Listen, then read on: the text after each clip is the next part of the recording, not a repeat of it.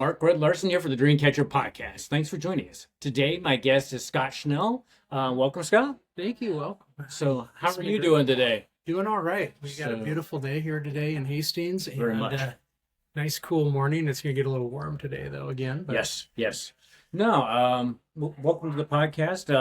We were just talking. We haven't known each other very long. Right. Maybe a month or two, or not very long. Yeah. So. Yeah. But we just kind of connected, Yes, it was the right time. Right on. Yeah, and we've had some good conversations already. So, sure. So Scott, a little bit about your background. Sure. So, let's see. When I was 4 years old, my father, who was an ordained Presbyterian minister, joined the Navy as a naval chaplain, and because he had his master's in divinity and went to Hastings College here and all that, he went right in as an officer. And so that took us away from Nebraska, and I spent the majority of my life growing up on the California coast. Nice. And then in Guam, Midway Island, Hawaii, and then up into Bremerton, Washington, where I finished high school. Yeah. Very nice. So traveled a good section of the world. So really, was there a place you liked better than another? My favorite place was Midway Island. So that's about 1,200 miles to the west of Honolulu. And it's part of the Hawaiian chain, so it's almost straight down from the Aleutian Islands. And it was my favorite duty station, but it was my dad's worst. Really? Yes. It was during the end of Vietnam, and a lot of young sailors were coming back from Vietnam, and the suicide rate was pretty high on Midway Island. They'd average about a suicide a month. Oh, wow. And so I didn't know that when I was a kid. My dad kept that from me. I think that was good. But my father had to write home a lot to the different folks that were affected by those deaths. And so it was a tough time. That would be very tough. The most beautiful place in the world that I've ever seen. Really? Yes, absolutely. No, that's one thing about travel. I mean, and travel's the best education. Yeah, until you really know. It's just like pictures don't do it justice. That's for sure. Right. So how long have you been in Hastings? So each summer we would try and come here because my dad was born and raised in Omaha. And so each summer we'd try and come here on his breaks and in our school breaks and visit friends and family. And so I always knew in my heart of hearts that I wanted to go to Hastings College. And so, very familiar, stayed in contact with everybody that we knew in these parts here. And so when I finally was able to be ready to go to college, this is where I chose to come to. Nice. Yeah. So what did you go to school for then? So what happened was I went to 3 different high schools at one point. Oh, wow. Because the duty station. Sure. Makes sense. At one point, I went to 4 different fourth grade schools in 2 different states because we were in between duty stations. And so that was tough. I would think that'd be extremely tough. Yeah, you have to learn how to survive. Oh, my gosh. But that's part of the military lifestyle, and it's just one of those things. It can be kind of hard on a kid, but then also I got to see and do things around the world that no my age had been able to do. So. Very, very true. Yeah. So I mean, we've talked about so many things since we kind of know each other. Yeah. So I think you're getting ready. Have you started teaching? You're going to be teaching? Yes, actually, classes started. They started this Monday. Classes started. So I'm currently employed at Central Community College as the Entrepreneurship Center Director. And we've got 15 students. I call them kids because I'm getting older. I can relate I have that to very catch much. myself. But so I'm 59 now, but I've got my master's degree too, and so I'm enjoying teaching. And this class is entrepreneurship feasibility. So the whole idea is for these students to try and figure out if their idea is viable enough. Very important. Yeah. So it's going to be neat to see some of the thoughts and justifications that students have for their idea. Yeah, I think as they kind of flesh out things. So is this your first time teaching? No, I taught. Well, first time in my career, yes. I just finished 2 classes last fall and this past spring too. Oh, really? I was teaching business plan writing. Which was fascinating because oh golly, some of these students are. They're young and they're energetic and creative and their mindset. It's neat to see how they process things compared to people my age and how we process things. I know what you mean. Yeah, with the technology and everything. So it's really, really cool. Yeah, because when we were growing up, what we didn't have even what we're doing right now. Right, exactly. This wasn't even. This is amazing. So what got you kind of? I mean, you come across, and you are entrepreneurial because I know you're. But what kind of got you started on that journey? Well, actually, we can go back to Midway Island. My very first. This is going to sound crazy, but my very first business, I was in the second grade. Okay. And there is a little tiny 9-hole golf course on Midway Island. Uh-huh. It's an executive par 3 little course that they fit in around, because Midway's very tiny. Right. And so anyway, after school, I would go out and I'd find golf balls. Okay. That were lost, because the only place you could get more golf balls was Honolulu, which was 1,200 miles away. So they were a commodity. Yeah, I was going to say. And I realized that since they were a commodity, that I could find them, turn around and sell them back at the clubhouse. Right. When guys were getting and gals were getting ready to tee off. And I was getting 50 cents to 75 cents a ball. And this term is good. This is 1973. Very good so return. When you figure out inflation, it's like I was selling those golf balls for $5 or $6 a piece in today's money. So anyway, I had that little business going, and it was lucrative, and I'd have enough money for my sister and I to go down to the officers' quarters or sometimes the enlisted folks' mess, and we would order cheeseburgers and French fries. And sounds like a big win-win. A lot of wins there. So that was my first foray into business ideas and being entrepreneurial. You see a need and you figure out a solution to it. So very, very true. But over the years, I've been blessed to own several businesses. And I currently have 4 right now. Wow. And we're going to start a 5th. And I've got some LLCs attached to those too. Very nice. Yeah. I know the other day we talked about you having like a surfboard where you make furniture. Oh, yes, that's one of the companies. So growing up on the West Coast and overseas, I was an ocean kid for a long time, even though I'm still a Nebraska kid. I understand. Kind of the duality of it all.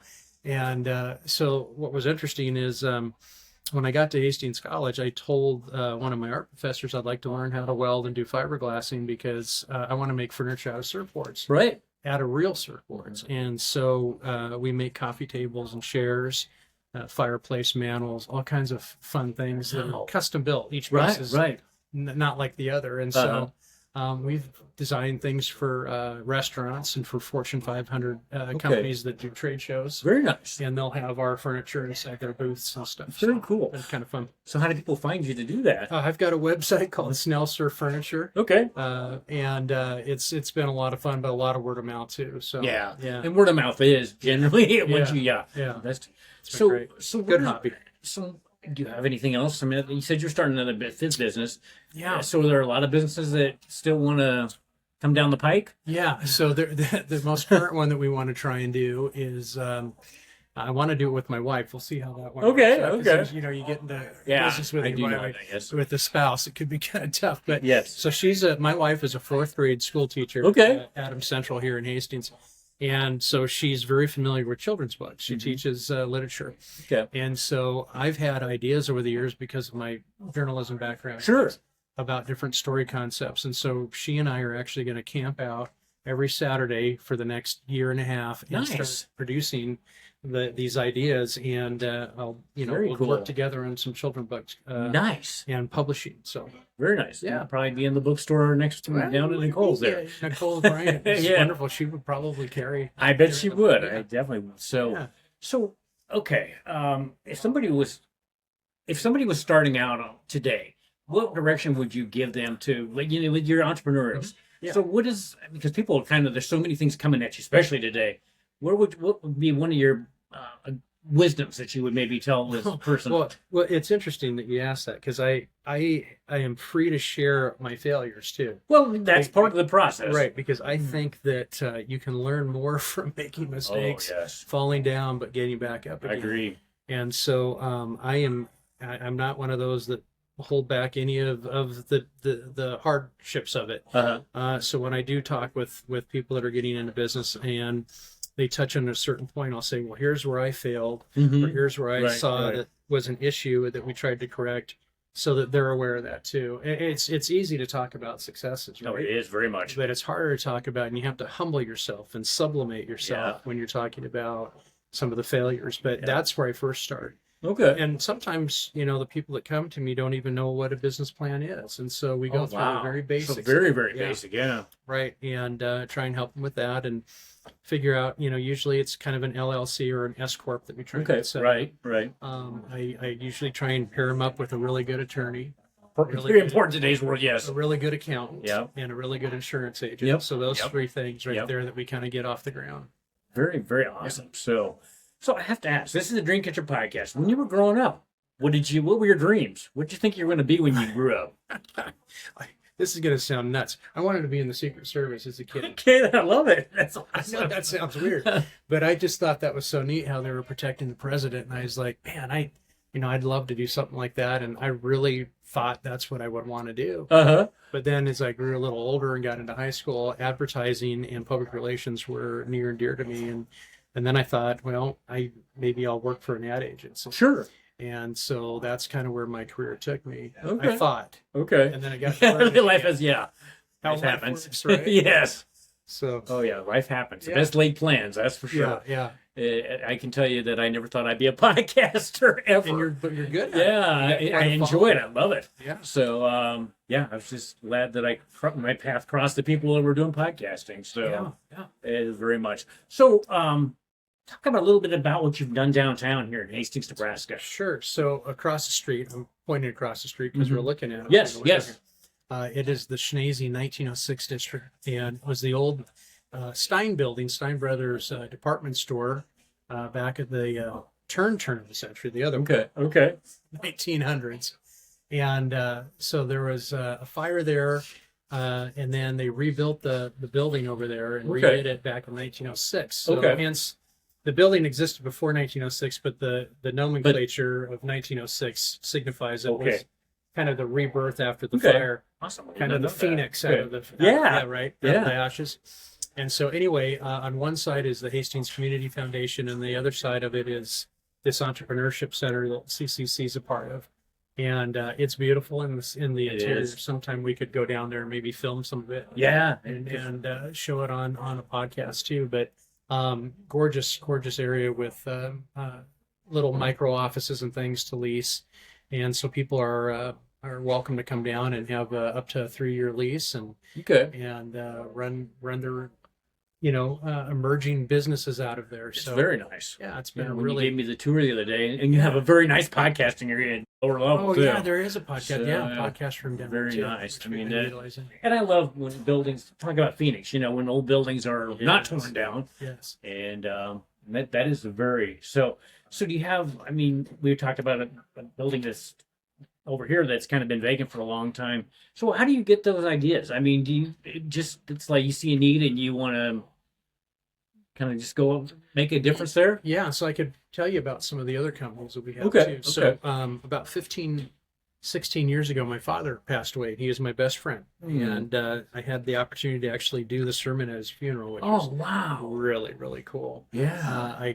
My sister and I gathered a bunch of his sermons together, and I tried to do it in his mannerisms and his, his tone and his inflections and his hand gestures. And so able to put together the sermon and was able to do that for him to honor him. Wow. But at that point, we were faced with, my mom was going to move in with my sister. Mm-hmm. My mom was retired and elderly. Mm-hmm. And we thought, what do we do with all the stuff in their house that they're currently in? They were living in Wayne, Nebraska. Okay. And so he was helping preach up there right up towards the end. And so we're looking at, they were incredibly organized. My parents had everything labeled, all their investments, insurance, papers, and all that. Okay. But how do you get rid of the tens of thousands of books that my dad collected? Yeah. How do you get rid of the furniture? How do you downsize and help people? Right. And so I was sitting there in the basement of the house and with my sister who was living in California at the time. Okay. And she had come back and I thought, what if we design a company where we can help people liquidate when there's an estate in a probate situation or just kind of clearing out to make way, to get the house sold. Okay. You got to get rid of all that stuff. You do. Do you take it to the landfill? Do you take stuff to donate stuff? Do you take things to a thrift store or Goodwill or something like that? So I created this junk removal company. Okay. And we do every facet of all that. Wow. And so that's how that one started. And what a need. Because I know Cheryl, my wife's folks passed away, and her dad did first, and then her mom. And what do you do with all that stuff? Sure, And that was out in sure. Greeley, Colorado, so it wasn't real easy to, Mhm. and talk about a process. So how long is that? How long has that business been going? So that one's been about 15 years now. Okay. And we've done all parts of Nebraska, from Omaha to I bet. Imperial to all the way up in the Sand Hills. We've done quite a lot of work. Even did one down in Kansas over the border. Okay. So Okay. that was a lot of fun. Yeah. So how do people find you if they need that service? I'm still old school advertising. That's You know, word. what's interesting is my demographic is typically elderly women who are widowed, Makes sense. and so they still read the newspaper. True. Yeah. So you got to go where you're. So even though we got a little bit of a social media presence, I'm not really great at doing that part of it, but we still advertise in the newspapers, local newspapers, and people will read it and look, and it's remarkable how we're able to help those folks. And that is, especially in this area, because people still do it. And then they go to the coffee shop and talk about what they saw in the paper. Right. A lot of word of mouth with that too. Oh, yes. Repeat very customers, work with real estate agents and attorneys. And at one point in my career, I was a real estate agent too. So okay, I did not know that There's either. a lot of stuff going on. Okay. Wow. Yeah. So, did you ever write a book about, or have you have written a book? No, I haven't. People have asked me about that too, because right after I got done with Hastings College, I worked for a company called JMP Cycles, and they were the world's largest aftermarket parts dealer for Harley Davidson and Indian motorcycles. Okay. And so it was John Parham. He passed away a few years ago, but it was in Anamosa, Iowa. And so a lot of people who are familiar with riding motorcycles have heard of JMP Cycles. And so I was working in their ad department, and was working on their news publication called the Motorcycle Dispatch. I was interviewing different dealerships around the country and other Harley riders and putting articles together in that. Okay. And then I was working on their catalog that actually goes around the whole world. Wow. So yeah. So that's quite did that too. Did that for a little while, and then Hollywood came calling, and so I had a connection who had a connection in Hollywood. There's a lot of nepotism there. And so I ended up getting out into Burbank, and I worked at Warner Brothers Television on a show called Kung Fu: The Legend Continues. Okay. It was the spinoff from the David Carradine series from the 1970s. Sure. But we were doing this in the mid-90s, 94, 95. Okay. And we shot everything up in Ontario, Canada, because we get tax breaks. Oh, sure. And then we would do all the editing and looping and all those kinds of things down in Burbank. Wow. Yeah. Did you like doing that? It was interesting. I bet it was. My job was, everybody that starts out in that business, you could go to NYU or UCLA, USC Film School, but everybody starts out as a production assistant. It doesn't matter what. Really? That's just, okay. You start out from the very bottom, and you're basically a glorified gopher. But my job, I know that others on the set and other studios, they would, like wash the Porsche of the executive producer or something, or pick up dry cleaning. My job was to take scripts into the Laurel Canyon and Beverly Hills area and actually meet actors at their home and give them scripts. That's who were going to be appearing in our show. Nice, very nice. And so I met some of my idols growing up, which was very surreal. Yeah, I bet. Yeah. Oh, so who were some of your... Well, here's what's really interesting. I loved Magnum PI in the 1980s. Oh, yeah. And so our head writer was Ruben Leader. Okay. And he was one of the producers of that show. So it was not uncommon to have people from Magnum PI back in the day calling up, and I would be answering the phone and talking. Very nice. And getting them to Ruben to talk. But yeah, there was, I remember bumping into Matthew Broderick one time. I was walking down the old set that, where it's an outdoor kind of a deal where they've got like a small city or a town, and backdrops. Right. And I was heading back from lunch, and he was heading to lunch, and we kind of brushed shoulders. It was kind of fun, but yeah, no, it was a great experience. I met a lot of different people, and I'm very grateful for that opportunity. I mean, that is just, I can see why people want you to write a book or more. Oh, I don't know. Or maybe a podcast. Maybe you do your own podcast. We'd have to probably keep all the things when I was in a fraternity out of the book. I can relate with that. Yeah, it was an Animal House situation. Yeah. So, no, and like we talked today, I can definitely relate. Yeah, there's definitely, there's definitely a little beer and stuff like that. Oh, yes, sir. But we're also talking about connections, how those, where you come across connections and how they can have an influence basically on the rest of your life, Oh, yeah. Everything is pivotal like that. And met the best friends of my life at my fraternity. Yep. At Hastings College. So. And I can't remember what fraternity were you in? I was in Delta Phi Sigma. It wasn't a national one. It was a local one that was on campus that was started in the 1920s. Okay. Yeah. Very awesome. Yeah. Did you think going to college you would go to become a part of a fraternity? Well, I remember the night I got asked by the president. He came down the hall and came into my room and he said, "Scott," he goes, at that time I had hair down to here. Okay. Fresh out of California. Sure. Oh, yeah. Surfing and all that. And so that was a bit of an anomaly, and I think people were intrigued by this long-haired dude from California being in Hastings, Nebraska. Yep. And wearing Hawaiian shirts and surf shirts and all that. So he said, "Hey," he goes, his name was, we called him Grizz, but his name was Robert Woods. Okay. And he was the most wonderful gentleman. He's now passed. And he's buried out here, and every once in a while I'll go visit his site. But he came down and he said, "Scott," he goes, "I'd like to have you maybe be in our fraternity. What do you think about that?" And I asked him a couple of questions, and I called my dad up that night, and I said, "Hey, what do you know about fraternities?" And he goes, "Well," he goes, "I was in one, and I really enjoyed it, and I met the best friends of my life." And he goes, "I encourage you to get into a fraternity." Nice. And so I did. Okay.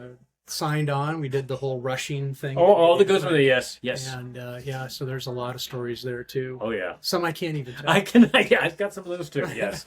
Oh yeah. But they're good memories. Yes, they are. They're definitely. It was a wonderful experience. I'm grateful I did that. Yeah, I am too. No, I never regret that. So okay, 5 years from now, where do you see yourself in 5 years? Gosh, 5 years. So that would put me at 64. Yeah. Still not young. You're still a youngster then. Yeah, I guess so. I can't retire until 66, 67. I don't plan on retiring. I'm with you. I think you and I talked about that there's something about that. I've got a lot of buddies who've retired early. Who've done real well and just decided, financially that they could do it. Right. I don't ever see myself wanting to retire. I like working. I like being creative and coming up with things. Right. And so I'm contemplating at age 59 taking the LSAT and trying to get into law school. Because now they have these hybrid programs for getting a Juris Doctorate. Okay. And you can do it online. There's just a few schools in the United States that offer this. Okay. And it's sanctioned all by the American Bar Association. Very nice. And my family always wanted me to go to law school. Okay. And I never pulled the trigger on it. And so now at my age, I'm thinking, maybe I'm mature enough, hopefully. And I think that's awesome. But I think it's so important that people forget the age and just keep on doing what, they enjoy. Yeah. I just got back from Seattle a couple weeks ago, and I was visiting Seattle University School of Law. Okay. And so anyway, met with one of the deans, and I just kind of fell in love with the place. And I hadn't been back to Seattle in a long time, and it just kind of felt like home again. Sure. And so,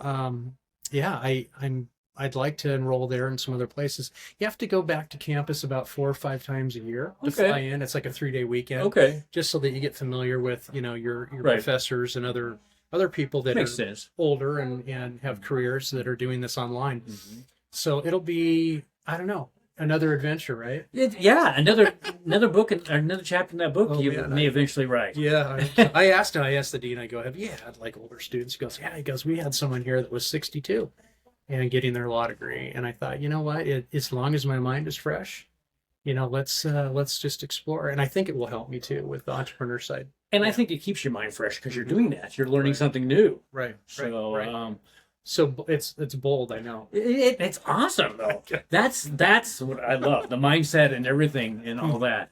Because so I guess the message is you're never too old or young to try and do something. Amen. You just go and do it, and you walk in faith and go forward. So you do. Like we were talking the other day, I said the other day, this lady ran a marathon at 100. And awesome? It is, and it's just like that's so great. But I have so many classmates because I'm your peer on age and stuff. Yeah. And it's just like, well, aren't you going to retire? And it's just like, no, but they don't understand that. They don't understand that thinking. They didn't, and it's just like, okay, live your dreams while you're, live your dreams. Like you've done a lot, it sounds like, growing, to this age, you're becoming this age. I've been blessed, man. Yeah. I don't take anything for And granted. that's also, being blessed, having gratitude. Yes, absolutely. And that's something that I really learned from my wife. Really? Okay. Yes, because I used to think that, sometimes the world's against you, and Can feel that way sometimes. Pitfalls, and, Yeah. but every time she would say, "Well, do you see where this worked out for you? Do you see where this happened, and how that?"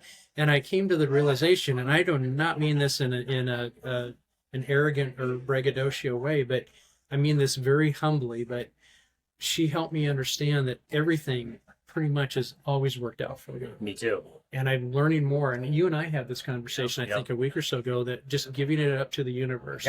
Yep. And letting go a little bit. Yes. And not fighting so surrender. hard. Yes. Yeah. Yeah. That sometimes things open up. And I'm not saying that, you don't try. No, you do. Yes. But when you can basically give yourself up to the universe a little bit and let things happen the way they're supposed to and not fight it, boy, it makes things easier. It does. And it's interesting how it's like, well, I didn't see that coming, but I like the way that the universe is taking me there. Right, exactly. I never would have thought of that. But yeah, I used to be where I had to be, it's like I was going to grind, which is I hate that word. But it's just like, it's going to be this way. And it's like, no, I just let it go. Yeah. Because one thing, it's a lot more peaceful. It is, because the other way, it's just like, well, now I'm mad because it didn't go that way. And now I'm going to try harder. And it's like, no. And I'm still dealing with my wife on that. She's still where she wants to push through, and it's just like surrender. Just let talk to God just about daily. Just let the universe cross paths, And I believe the right people, right things will happen for you at the time it's supposed to. Yeah, I believe the universe has plans for us, maybe from day one. So I believe very, very much. And that's one thing I hope that with this podcast I get out there, that people. Because they're just, a lot of people, and the majority we're not taught that way. We're out to go, get it, go to college, do the traditional. This formulaic thing, right? And it's just like, in this day and age, and I think we talked about the other day too, is like, I'm surprised that there's still so many young kids. I mean, college is great. I mean, education's awesome. But there's so much debt they're coming with at the end of it. And it's just like, oh my gosh, being saddled with that right at the beginning, I would think be a struggle. Right. So, because I had full scholarship and all that stuff, so I didn't have that. But I can't imagine starting out with that. So, it's a lot. It is. But I think between when you teach in your class and you're writing your book and all this stuff, and Scott's like, stop the book thing. Well, no. Actually, that's interesting. I really wish that I would have interviewed my dad and with the tape recorder and sat down and had conversations with him, because the stuff that he saw, that would have been a book. Yeah. And it might have been, I had the title for it too, like Confessions of a Navy Chaplain. Yeah, I could see that would really be the confession part and chaplain part. Yeah. So that would anyway, it was, I thought that would be, because he had a lot of interesting stories and things that happened to him. And so, I don't know. A book would be interesting. I know a lot of other interesting people that, would be great for a book too, but I don't. Maybe I'll sit down and write. So someday it depends. When it feels right, it just. So do you speak on stage, or do you? I mean, with teaching, you're kind of on stage. Over my career, and so I'd been also involved in natural resources. Okay. For the state of Nebraska. Really? The state of Nebraska for almost 23 years. Wow. And so I did a lot of public speaking. Did a lot of presentations. We were always dealing with issues on surface water and groundwater. Very important in our state. And so I had a remarkable and fun journey doing all those kinds of things too. So how did you cross paths with that calling? Or getting back from Hollywood, I should get back to the lineage of that. So did JMP cycles, Harley stuff. Went to Hollywood, did that, came back, and I got hired by the Hastings College Foundation in the alumni office. And I did that for about 7 years. And when that came to a close, that chapter, I was looking and had an open mind to try and figure out something different. Right. My wife saw an ad in the newspaper for the Upper Big Blue Natural Resources District here in Nebraska. In Nebraska, we have 23 natural resources districts. Okay. It's a subdivision of local county government, And we're the only state in the union that's got that kind of a system. Really? I didn't know that. Yeah. And a lot of it came about because we had a unicameral legislature. So it kind of took some of the sides of being, whatever issue you were on or side, being unicameral. And so we were able to solve problems pretty quickly and effectively. And so the creation of these NRDs way back in the late 60s or 70s really benefited Nebraska. So anyway, I got a job as the public relations manager for the Upper Big Blue NRD. And so I got to travel and do different things and meet with folks. And at one point in my career, I was asked by the University of Nebraska for the Water for Food Institute to travel to Brazil and be a part of a panel and talk about Nebraska water issues. Interesting. Okay. And that was a few years ago. It was the World Water Forum that was down there, and they had about 14,000 people from around the world. That's a few. Yeah, they had a fetus at the soccer stadium. I can believe that with that many. Yeah. So anyway, it was. I call it soccer, but at the football stadium. Yeah, I know what you're talking about. In Brazil. I don't want to offend anybody. Yeah. But that was really that was fun. I got a chance to meet a lot of different people, and I'm still in contact with different water officials and leaders around the state and around the country. So. And so important too, because if you don't have water, this state wouldn't be what it is if we didn't have the blessing of the water. I think 1 in 4 or 5 jobs in the state of Nebraska is somehow tied to irrigated agriculture. I can believe that. I can definitely believe that. So Brazil, was it like what you thought it'd be, or did you get to see much of Brazil? It was weird to be below the equator. I bet. Even the sun looks even different. I mean, it's how we have more of a yellow kind of tone here. Right. Looking out down the street down there, it was just like a bright white. It was just unbelievable. And the people also, they speak Portuguese there. Okay. And so what a wonderful culture. And we got to go out on a farm at one point too and visit some folks. And so we ate with them on the farm. Okay. The local food that they, it was unbelievable. The beef and the rice and they had a tropical drink down there. And I tried to get the name of it and the ingredients because it would be, I know as a business person, I could sell that. I could buy there you go. And it was all homemade stuff. They fresh squeezed, and I can't remember like with mango and all that stuff. Okay. But we spent time on that farm, and farms in Brazil are different than they are here. I bet. A big farming operation here would be maybe 10,000, 12,000 acres, like a big one. Right. Yes. Down there, a small farm is 50,000 acres. Wow. Yeah. I can't imagine. Yes. And so the bigger farms are around a couple 100,000 acres. And it is absolutely remarkable. First thing I saw was a center pivot down there that was manufactured in Nebraska. Awesome.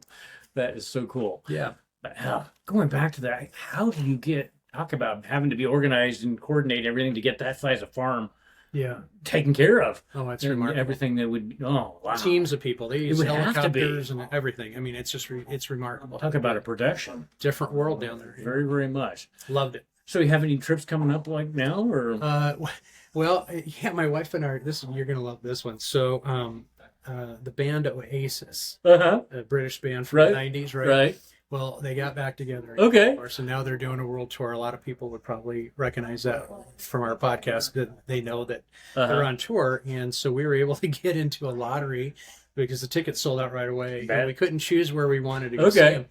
They're going to be in Pasadena at the Rose Bowl. Okay, there you go. On September 7th.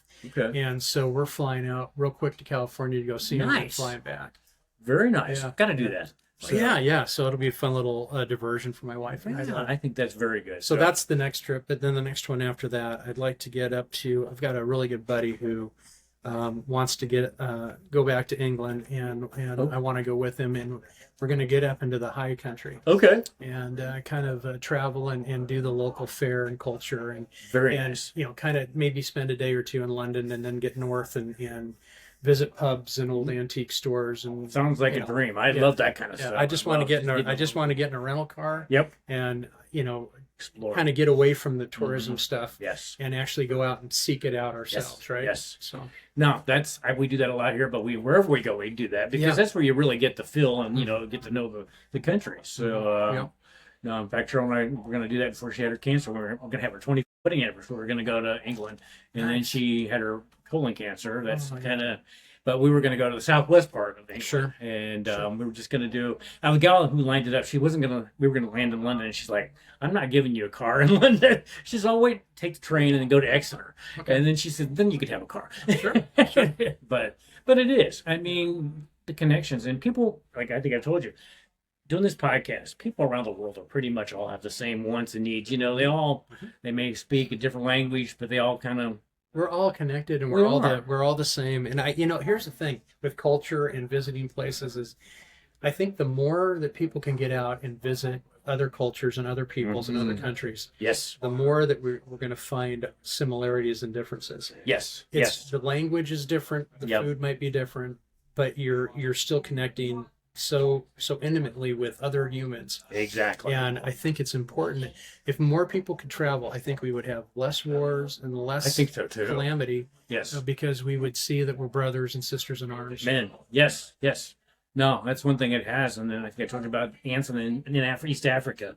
I mean, he could be in the United States already. He's just a young man wanting to make a difference, Yeah. And I think when most people want to think that they matter. I think that so many people don't think they matter. Right. And everybody matters. Everybody matters. So, and I just, that's another thing I want to do this podcast and continuing. So, you bet. And maybe being on stage, who knows? I don't know where. I got to ask you a question. Okay. Right. So awesome. How did you get involved in podcast? Oh my gosh. Well, for a lot of years, this is a scenic route, but I did handyman. I did handyman for a lot of years in this area. I was out of Minden, but I was in Hastings a lot. Did a lot of people. So you had your own business. Yeah, you're an entrepreneur. And I had 150 clients. But I went from. I was in Hastings at Laughlin a lot. Yeah. Kearney over by the campus a lot because of the students. Make sure I had a lot of work. I went Holdridge, Franklin. Just kind of had a circle there. Wow. And I had, except for a couple of people, I had awesome clientele. They were really. Yeah. And people that drank a lot of coffee, and I didn't drink much coffee before I did handyman. Yeah. And it got to the point where it's like at the end, it's like they always wanted to have coffee, and then maybe, especially depending if they were older, something they just made. Mm-hmm. And got to talking, and then it got to the point it's like they'd have me do a very little job, and then they'd pay me for the whole time I was there. Huh. And it's like, and then I had a friend in California, Crystal, and she's had a podcast forever. She's in Fresno, and she's like, "Have you ever thought about doing a podcast?" And I was like, "Absolutely, I could say I genuinely have never thought about that." And she says, "I think you'd be really good at it." Heck yeah. And so she helped me get started on all this stuff, and ins and outs a little bit, wow. And I guess the rest is history. I mean, it just that's cool. First year I was extremely structured. I did everything. I had questions all lined up. I was structured to say the least. And I had people that said it seemed like it was rehearsed. It was insincere. And it's like, okay, that's not what it is, but I can maybe understand. And so I started getting a little bit loosened up on doing the podcast and more just like having, we're doing here. Yeah. And people said they liked it. And I mean, I had a gentleman in Detroit, his dog joined in, and his dog Rosie just sat there right next, and people loved that. Oh, I love that. And then a gentleman over by Brickyard Park, his 3 sons at the end wanted to join. Okay. And he's like, well, it's like, I'm not editing that out. That's real. And, but it just kind of having people cross my paths that kind of in that area, that can kind of move me to the next step. Right. Facebook group. There's this one group on Facebook which is really does a lot of collaborations, really, really good around the world, and it kind of did that. But it was kind of like the talking just transferred from handyman over to this, and I even had that when we went to Italy 2 years ago. That was actually with a speaking group. Okay. And Jesse and Desiree, who live in New York State, wanted to know if Cheryl and I wanted to go along, and it's like, well, I'm not really a speaker, and he says not yet, And he's still working on me because he's more the traditional on stage, and it's like, and he's like, oh, eventually we had a great time with that group. But he knew we weren't speakers, but we did exercises, and stuff like that.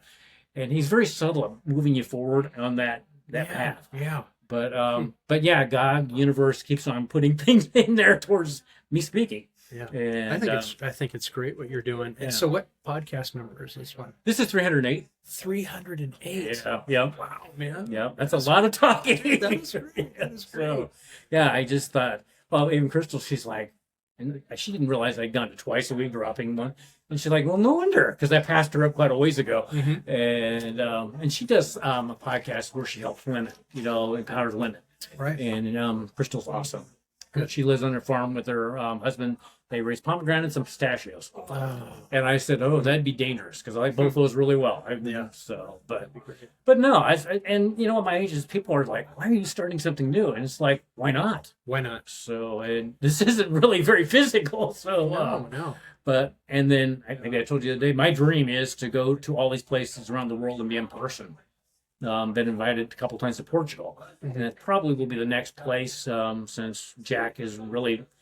I think I told you that Jack is the one with a soccer player, right? And he just got on a team, and he's not your typical 17-year-old. He'll talk to Cheryl and I for 3 hours, but just all the people, just I'm always for ripple, positive ripple. Totally believe it. And no, I just.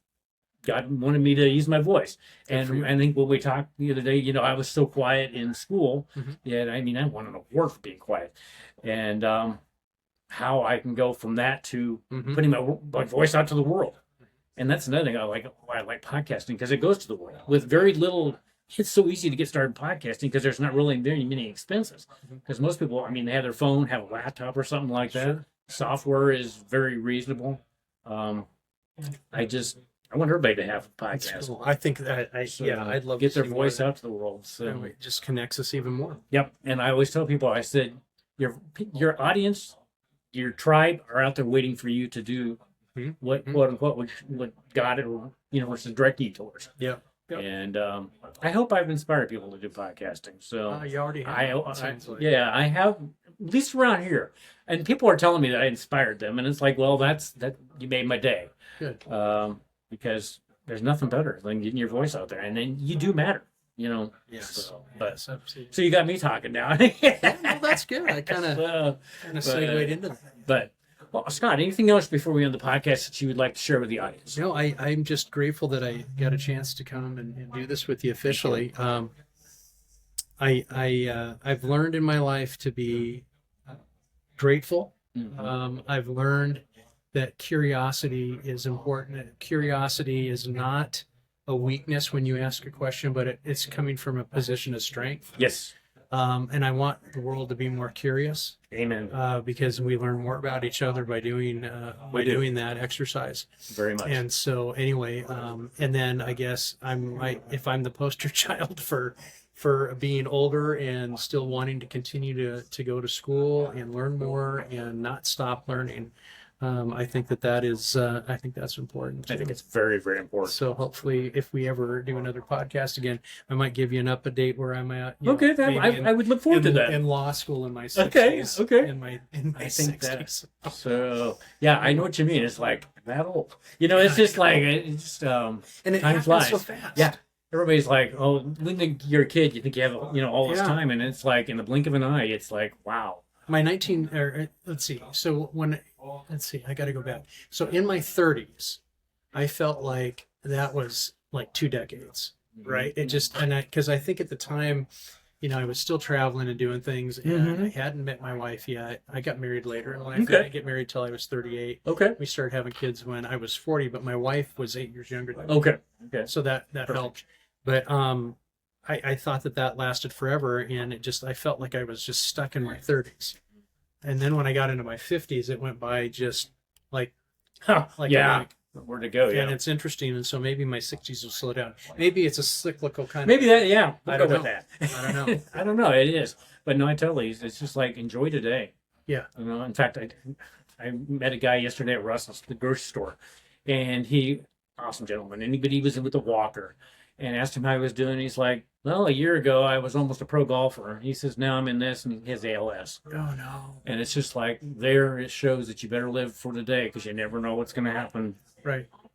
Not very long. I can't believe he's gone from that in a year. Yeah. But people always like, well, I will do it someday. And it's like, someday may not come. You need to do it now. Right. Or some form of it. Get started doing that. Make that a non-negotiable. You bet. So, but... Before I get started on that and preaching on that, that's all right. That's all right. Scott, thank you for joining me on the podcast. Rick. This has been a lot of fun. It has been. Right. And I look forward to that podcast down the road. Then, yes, too. I'll let you know how that one goes. Okay. Like I said, I got to get the LSAT taken care of, and then that's a 4-month studying process itself. So anyway, it'll go by in the blink of an eye. Steps. Yes. So, Thank you very much. Thank you.